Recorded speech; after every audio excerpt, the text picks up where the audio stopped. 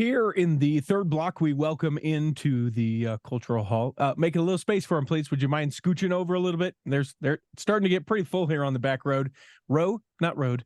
It's Corey K. Ward, the Pharaoh himself, talking all things temple. I need to, before we talk about anything temple necessarily, someone reached out to me this week and said, why does Corey not have a website or an Instagram that you can share all the nerdy stuff that you have? So I said I would ask you live as we did this. I didn't give you any sort of preface that it was coming. So I do have a Facebook page that is about meeting houses and chapels of the Church of Jesus Christ of Latter-day Saints. Basically, I take a stake around the world and I get images on the internet of those chapels, and then I post them every day at 5 p.m. Mountain. So it's called Latter-day Saint Chapels Around the World Daily. Oh, I love it. See, here I was thinking we were giving you an idea. No, how long have you been doing that for? About 3 years. Okay. And what's that like? What's the response like? What? Well, most of my followers are from either the Philippines, Brazil, or Mexico. Okay. Only about 20% of my followers are from the United States. So I get a lot of only on Mondays I post things from the United States. The rest of the days of the week are chapels from around the world. And That's so awesome.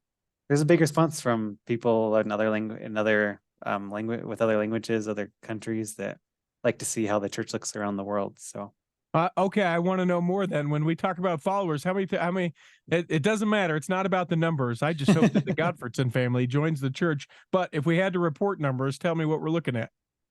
I have about 11,000 followers. Oh my gosh, good for you. Okay, Thanks. so it's a Facebook page? Yes. And we search it by for what? Latter-day Saint Chapels. You can search that probably. Okay. And then it's Latter-day Around Saint the Chapels. World Daily. So well, maybe we'll have you do one of those for, I don't know.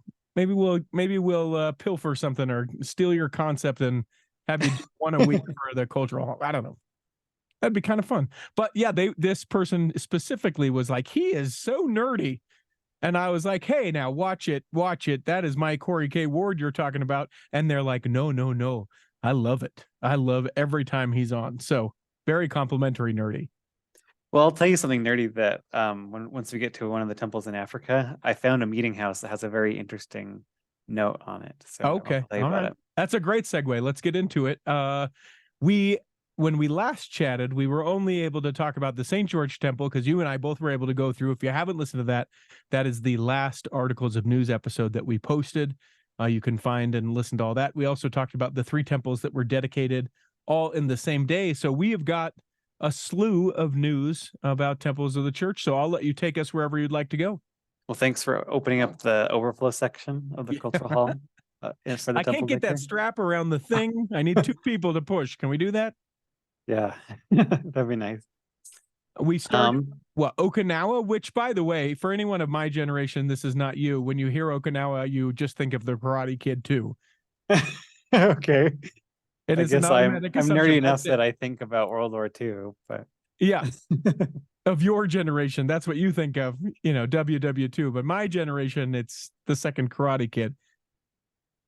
Yeah, so the Okinawa, Japan temple has opened up for tours, and they'll be open up through October 7th. This is the 4th temple in Japan. The church provided a great history of the church in Okinawa. Basically, once World War II ended and U.S. servicemen started to arrive, people such as Neal, Maxwell, and Boyd K. Packer among them, they started just to meet on the island, and then eventually it grew, and then missionaries were sent to teach the Japanese people. And now there's one stake, this is a Japanese stake, and then one district of branches of military Americans that live on the islands. And so there's about 2,000 people that worship every Sunday on the islands. And so now they're going to have their own temple. That's pretty significant. So this is definitely one of those temples that it's like, for convenience sake, for crying out loud, we need a pretty small temple, because how are these people going to get anywhere else? Yeah, they would have to fly to mainland Japan or Taiwan.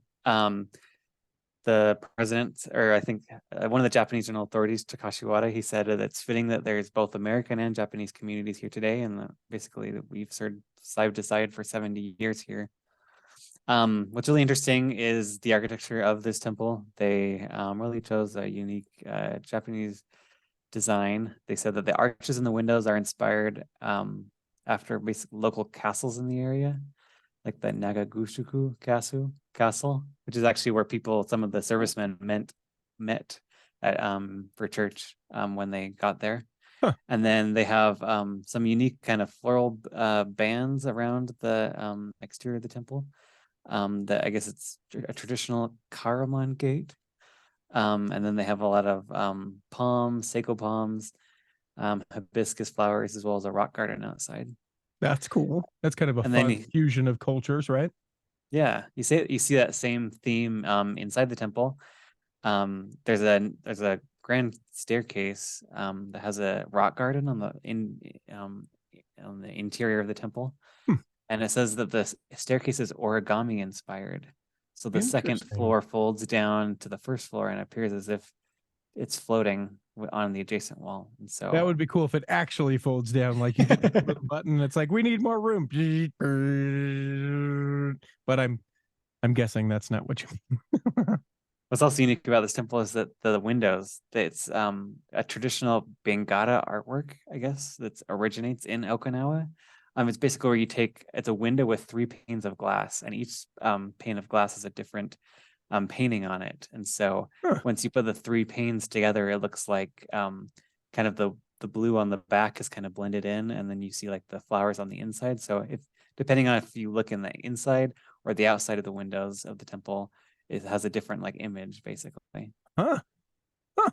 That's pretty cool. Yeah. And you can see a picture of a lot of these things that you've mentioned in the show notes for this episode. The church has released both the interior and exterior photos of the temple. That's right. And it's actually, despite the Japanese theme, it looks a lot like the Helena, Montana temple. It has those 9 oxen heads on the baptistry font. Mm-hmm. And it has that flex ordinance room where it can be a ceiling room or an endowment room. And so it's just basically like the Helena temple, except it's 2 stories instead of 1. And not modular, right? This is not one of Not the modular, no. ones. Yeah. Yeah. I guess you couldn't. Could you be modular 2-story? I suppose you could. Yeah, they could do it. They build hotels modular. Marriott builds hotels that are like 10 stories high. So. That seems safe, Brother Marriott. We go to what, Canada now? Is that where we're headed? Yeah, so the site of the Lethbridge, Alberta temple. This was just announced about 6 months ago. It's on the corner of, I'm not kidding you, Whoop Up Drive, west of Muriatina Road in West Lethbridge. And so I had to look up, what is Whoop Up? It's named after the Fort Whoop Up. And it's disputed what that name means, but it either means illicit activities, quote, whoop it up, or it's referring to a whip cracking for bull herds. And so the temple will be located on this Fort Whoop Drive. And you know that there's a headline when the dedication is about to occur where it says, Mormons whoop it up over the, you know what I'm saying? You know that there's some headline writer for the Lethbridge, Canada local journal that's like, click, Mormon's going to whoop it up this weekend. That's cool. That's right. That's the kind of stuff you get here. That's the kind of stuff you get with the Pharaoh right here. And someone else pointed out that it's very Canadian that it's located right next to an ice rink where you can go to curling, skating, and hockey. you combine the night, right? You do baptisms with the youth, and then you take them over to the ice rink. Yeah, so it's going to be a multi-story, 45,000 square foot temple. That's so big. I think it's going to be the same design as the Feather River and Richmond temples. And what? Probably we're a dozen in Canada. How many are we at Canada? Do you have any idea off the top of your head? Is it 10? I think. Yeah. Jeez. Now Nigeria. We started and there was something that you were going to tell me. I think it was about Nigeria when we chatted last time, and then we decided to punt and push it towards this episode. Was it Nigeria that you had something? Yeah, this is where the meeting house tie will be. Okay. So there's 2 temple sites announced in Africa and Nigeria. One in Benin City. It will be kind of in the center of the city on Commercial Avenue. It will be a 2-story, 30,000 square foot temple with an arrival center. And then the Lagos, Nigeria temple which will be built on Lagos Island, which is like the richest part of Lagos. It's going to be a single story, about 20,000 square foot temple with a patron housing as well. But what I looked up is that the nearest meeting house to this temple site, it's kind of like a rented facility, maybe. It's like kind of looks like a house, but that's where they meet for church. And it has a sign. It says the Church of Jesus Christ of Latter-day Saints. And then underneath it says visitors allowed. And so not your standard signage for Latter-day Saint meeting houses. I guess rather than being welcomed, the visitors, they're allowed. We'll allow it. We'll allow it. That's interesting. Do you have a picture of said sign? Yeah, I even have a link in the show notes. People can check it out right there to be able to see it. Now, here was the thing. When we teased it before, I know that I got at least one email that said they were super excited for a temple at Legoland. And I was like, it's in Africa. It's very confusing. It was a very sad response that I had to give that person and break their heart. They were hoping to combine both the activities with their kids as well as the activities with their ancestors. But you can go buy them. There's plenty of people that are building temples out of Legos. Fair point. Now down to what many of the co-hosts and panelists from the Cultural Hall are excited about is the Austin, Texas temple. Yeah, so we already knew it was going to be built, but they went ahead and released a rendering of what it will look like. Like we previously knew, it was about it's a 30,000 square foot, 1-story temple. It's kind of like an off-white granite. They have some nice columns, I would say, that are like the Ionic order of columns. And on the top, it has like a green dome. So I think this might be the first temple that has a green dome on top. Now, is that a lean to the Texas Capitol that's there in Austin? I think that the state capitol has a green dome. I want to say that's a good connection if that's true. I want to say as we both are feverishly trying to search it. I don't know if it's green. Maybe it might be a time it was. I wouldn't be surprised if they took inspiration off of it. Oh, you're right. It is green. Oh, but it is green roofed. That's what I remembered. Some of the roof of the state capital of Texas is green. Okay, that makes sense. I don't know that that's what it is. There's probably something even more symbolic about that. But you know what I know about you? You won't rest until you find out if it's coincidence or not. So I don't have to worry about it. I was really surprised about the Kona, Hawaii temple. Yeah. So as previously, about a year ago, they said that it would be closing in October, and it's closing on September 30th will be the last day. They released a new rendering, which in the press release, they didn't note that it was an updated rendering. They just said, hey, here's a picture of it. But if you compare what the picture they released last year to the one they released just barely, it has a shorter spire, and then Indra Moroni is gone. And so I don't really know why. There's no explanation of why this was. Maybe they're trying to make the people of Cody happy somehow. Somehow. Maybe because they already had the approval of the steeple. Maybe to get it a little bit higher, they had to get approval. And then it was just going to be a big mess. So they're like, okay, let's just take off Moroni and leave it at that. Well, it's not Moroni's temple. It's Jesus's temple. That's why Moroni is getting taken off of it. But a fair guesstimation, I would say. Go ahead. As I previously noted, it looks like they took inspiration off the Honolulu Tabernacle. Kind of what the steeple looks like if you're familiar with that building. You know, the cool thing about the Kona, Hawaii temple too, if I remember correctly, because I've been there, like you're if you're not paying attention, you're like, oh, there's a temple. It's I would imagine it's similar, not at all in like the city structure or anything like that, but as I've heard DC sort of explained, where it's like, I don't see anything, come around the corner, and it's like, whoa, that's sort of how I it's on the Kona being. It's on the big island of Hawaii. And there's basically one highway that goes around the island. And so it's like right there on the side of the road. Yeah. I think actually when we did it, like I was like, that looks a lot like a temple. And then we had to come back around because I was like, I didn't realize it would be right there on the side of the road, but very convenient for people to be able to get to. We continue on. Tell me about Cody.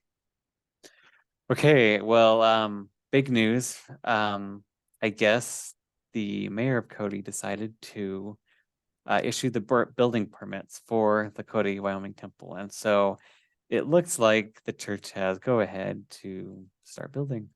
But of course, there's litigation that's happening. And so it's likely that they're gonna have to wait for that to play out. But this is what the mayor said. He says, during this time, the LDS church representatives from Salt Lake City expressed that any further delay in the permit issuance would result in construction setbacks and significantly financial losses, necessitating them to take legal action in federal court to recover damages and legal expenses. So the mayor said, the city of Cody has always been committed to fiscal responsibility and safeguarding the interests of our residents. Engaging in a protracted legal battle does not align with our values, and we have a responsibility to be prudent stewards of taxpayer dollars. So basically, the church said that if this is going to go on any longer, we're going to have to go to the feds. And the mayor said that's really expensive, so we're just going to go ahead and issue the permit. When I posted this on the Cultural Hall's Facebook page, I may have insinuated that we were a bit of a bully in this sort of scenario. And someone was like, what do you mean? And I was like, well, we could build it somewhere else. But the way that we got away with this, and I understand both sides, but the way that we got away with this is like, guys, you said we could do it. Maybe someone misspoke that shouldn't have told us we could do it. We're here. We've got all of our Lego pieces ready to put together our temple in the parking lot. And if you don't let us do this, we will sue you. That's what it looks like. You know? And so then they're like, oh, well, okay, we really don't want it. And I know this is going to make people upset, but we're little Cody, Wyoming that doesn't have a lot of money. And you know that. And okay, I guess build it. And where the real loss is, unfortunately, I think, is that like the people of Cody that didn't want it will have just another arrow in their quiver of the church is this in this particular small town, right? Where I don't know that, if we walk that out, it's not that I think that if they would have built it somewhere else that everyone would have joined the church and there's this jubilation of, oh, they moved it and they consider my feelings and care about me and all that. But unfortunately, it is another thing where they go, oh, yep, here they are doing this again. Yeah, and I mean, the city of Cody had a zoning plan and everything, and so they had this plan that they were gonna do, and the church kind of came in and said, well, can we amend it a little bit? And for some people, they don't allow that amendment to happen. And so, but I mean, it is private land. It was donated to the church by someone. And so I guess if you're going to say it's a free country, then you got to be able to build what you want on your own land. And so, definitely you have to be a balance of rights here.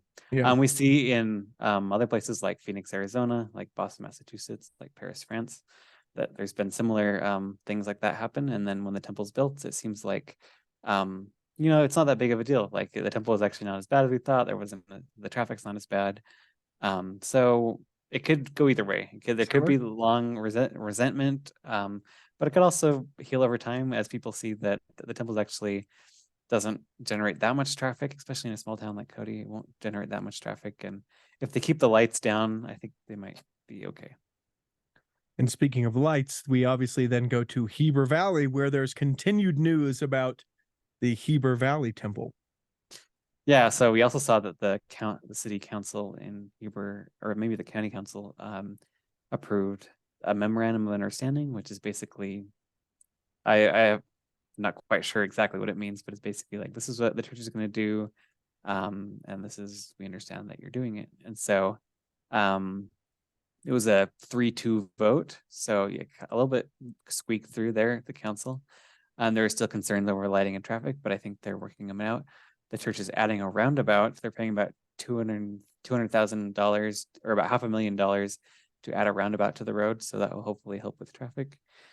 And then there was concerns over the groundwater that basically during construction, they're gonna have to pump out a lot of water into the local canal. And so a few people were kind of worried that it might, if uncontrolled, it could cause some flooding, but hopefully they have some good engineers there that are know what they're doing, and hopefully I think they said maybe even after construction, they're gonna have to continuously pump water.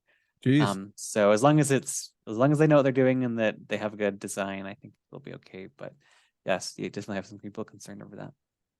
Interestingly enough, though, and I didn't know this until I found the Instagram that I do now, which is ripped off Temple Ticker News from Corey K. Ward. That's how you find us on Instagram. The roundabout that they're putting by the Heber Valley Temple, it's called the Whoop It Up Roundabout. So you can just go around and around and around. I don't know. I don't know if it's a tribute to the other one. I'm not sure where they got it from, but you, especially in the snowy Heber winters, you can go and pull Brodies or donuts or whatever you want to call it in the Whoop It Up Roundabout that the church is building. That's just, you can find us at Temple Ticker News that we stole from Corey K. Ward on Instagram. All one word, no periods, no underscores, all one word. With this being the last episode that we'll post with you before the temples of the church are not dedicated, are announced at General Conference, what predictions have you? Do you have like a top 5, one that you're feeling really passionate about? Where are you thinking? Sure, I even have a bracket that I do every year that I put basically my top 60 guests on this bracket. And so I guess some of the ones that I have seeded the highest, I have Colorado Springs, Colorado. Okay. Spanish Fork or Mapleton, Utah. Okay. Flagstaff, Arizona. Santa Ana, El Salvador. Florianópolis, Brazil. Dominican Republic, Santiago. Maybe another in Lima, Peru. Let's see. I mean, it's probably been about a decade people have been guessing Mongolia. Maybe finally. You think now is the time? Maybe. Maybe with that 4th temple in Okinawa getting done, maybe another one in Osaka, Japan. Okay. Maybe somewhere in Africa like Uganda or Togo would be interesting. Yeah, so you're throwing out a lot of names. I want you to commit so that I can come back. Commit? I want you to commit. And here's mine. Here are mine. There are 2 that I'm thinking that I feel pretty good about. Maui. The island of Maui, especially with all the stuff that's recently happened. Also an island, also convenient. Tons of members of the church go there for travel. All of those things. So Maui. Wouldn't look like bad press after the fires. No, I don't. No, no? I think we spin it in a healing the people of the island of Maui sort of way. Yeah, because I did hear that people are actually suffering because people have stopped visiting Maui. So they're wanting people to go visit again. And so, maybe bringing some construction jobs to Maui will be good. Yeah. And I think that, right? Here's an opportunity for this. We're bringing this. We're going to do this. So I think, and I say spin it, and that makes it sort of sound like a little bit of a cynical opinion, but I genuinely think that will be the presentation. And that's the way that it should be if they brought it there. So I'll take back spin and say, and that's the way they announce it. And the other one, I'm really surprised. I am a flabbergast that you did not have this in the ones that you mentioned to me. Harriman, Utah is so obvious for a temple this General Conference. Yeah, I know where we built too, if they do it. Yes. On Juniper Crest Road. That's where they have a site for it. Yeah. So let's call it out. Let's call it what it is. The church also has a site in Lehi, Utah on the mountain. I know where that is. And basically D.R. Horton has hinted strongly that the church will build a temple there. Yes. One day. So is it now? Lehi or Harriman, this for those that are familiar with the Utah. Sorry, everyone outside of Utah. We're going to get real Utah centric. I've heard that it's that area that as you're coming around point of the mountain, there's sort of that empty field, and then it's sort of up and above that empty field, right as you come into Salt Lake County. Is that? You're talking about Harriman? No, that for the Lehi Temple. It sort of overlooks the Silicon Slopes. Yeah, it's closer to like the Micron campus. Oh, okay. Further down that way. Interesting. Yeah. Interesting. Yeah, I don't think we're ready for the Lehi Temple yet. But maybe Harriman first. And then no, I definitely think Harriman first because they've got that massive project out there. The middle to high density housing project. Harriman, that's my call. Harriman and Maui. Do you have any other for sure's that you think? I know we were going to get a bunch in the continent of Africa, but do you have any that you're like, yep, I'm feeling real strong about this? Um, Coeur d'Alene, Idaho. I think the temple in Spokane is one of those small Hinckley temples. And we've seen that other temples about that size have gotten their temple district split. Uh-huh. And so I think Spokane is probably on the busier side for the small temples. And so up in northern Idaho. I'll take that. Give me one more. One more. Let's see. How about Tasmania, Australia? There's 2 stakes on that island. Okay.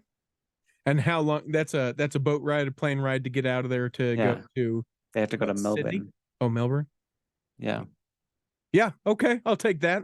So Tasmania and Coeur d'Alene, and I'm saying Harriman and Maui. There we go. And we get to give each other dead arms if we're both not right. And the next time we see each other, I get to hit you as hard as I can. Isn't that how the temple bets go in the spirit of temples? No? Is that not? Maybe that's not how it goes. If you could see Corey. And by the way, you should become a Patreon saint so you can see him do that. You guys, there it is. You can make your conference predictions. There's a link in the show notes to fill out your own temple bracket and places for you to put in your own wild card. Corey K. Ward, the Pharaoh himself, does that every single general conference. Hope that you make those predictions, whatever they be. Maybe they're not temples. Maybe they're about something else as you go into general conference weekend. 10 hours. They're all for us. Even that Saturday night that was not once, but then was, but then was not, but then was, but then was not. Who's it for? It's for all of us. So enjoy General Conference weekend. May you eat all the carbs this weekend and be sure that you bless them. I hope that this episode has nourished and strengthened your body. Hope that if you're able to hear this week, that you'll be able to hear next week. And then when the time comes, you'll be able to travel home in safety. In the meantime, we'll be saving a seat for you on the back row of the Cultural Hall.